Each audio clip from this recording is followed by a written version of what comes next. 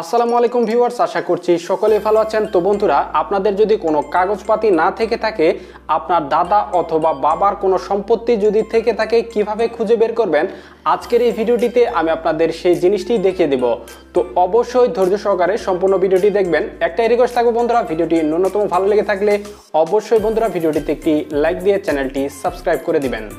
তো বন্ধুরা, যেহেতু আমাদের কোনো কাগজপত্র নেই, তো এর জন্য আপনাদের যেতে হবে মোবাইলের যে কোনো ব্রাউজার দিয়ে চলে যাবেন আপনারা গুগলের সার্চ বারে। তো আমি গুগল ক্রোম দিয়ে চলে যাচ্ছি গুগলের সার্চ বারে। এখানে যাওয়ার পরে আপনারা সার্চ বারে সার্চ দিবেন যে epodsa.com। তো epodsa.com লিখে সার্চ দিলে দেখতে পারবেন যে এরকম একটি সাইট চলে আসবে। এখান থেকে দেখতে পাচ্ছেন যে প্রথমে রয়েছে যে ওয়েবসাইটটি, এখানে আপনারা ক্লিক করবেন। এই লিঙ্কে ক্লিক করার পরে জাস্ট এখান থেকে একটু নিচে চলে যাবেন। এখানে দেখতে পাচ্ছেন যে ঠিক এরকম একটি ইন্টারফেস চলে আসছে। জাস্ট এখান থেকে আপনারা দেখতে পাচ্ছেন যে সার্ভে খতিয়ান নামে যে অপশন রয়েছে, এই অপশনটিতে আপনারা ক্লিক করে দিবেন। এই অপশনটিতে ক্লিক করে দেওয়ার পরে নিচে দেখতে পারবেন যে এরকম কিছু অপশন চলে আসবে। এখান থেকে আপনাদের বেশ কিছু তথ্য দিতে হবে।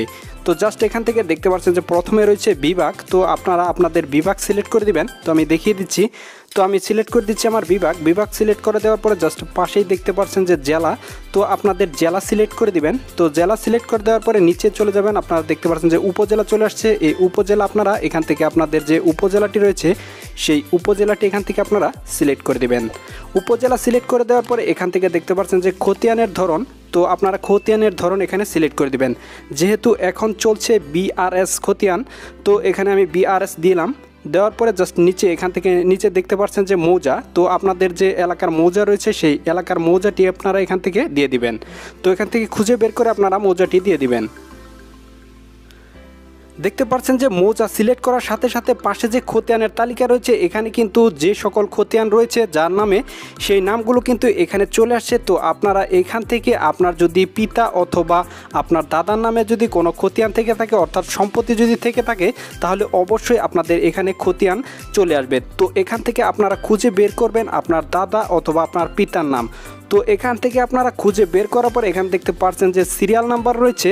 তো জাস্ট আপনারা এখান থেকে এই তথ্যগুলো আপনারা কালেক্ট করে নেবেন। কালেক্ট করে নেওয়ার পরে আপনাদের যে উপজেলা ভূমি অফিস রয়েছে সেখানে যাওয়ার পরে আপনারা কিন্তু এই তথ্যগুলো ওখানে শো করলেই কিন্তু তারা আপনাদের জমিনের ডিটেলস কিন্তু তারা বের করে দিবে।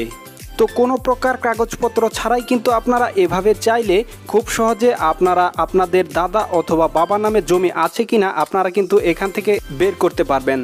তো বন্ধুরা, ভিডিওটি ন্যূনতম ভালো লেগে থাকলে অবশ্যই বন্ধুরা ভিডিওটিতে একটি লাইক দিয়ে চ্যানেলটি সাবস্ক্রাইব করে দিবেন। এবং এই সম্পর্কে যদি আপনাদের কোনো মতামত থেকে থাকে অবশ্যই কমেন্ট বক্সে জানাতে ভুলবেন না।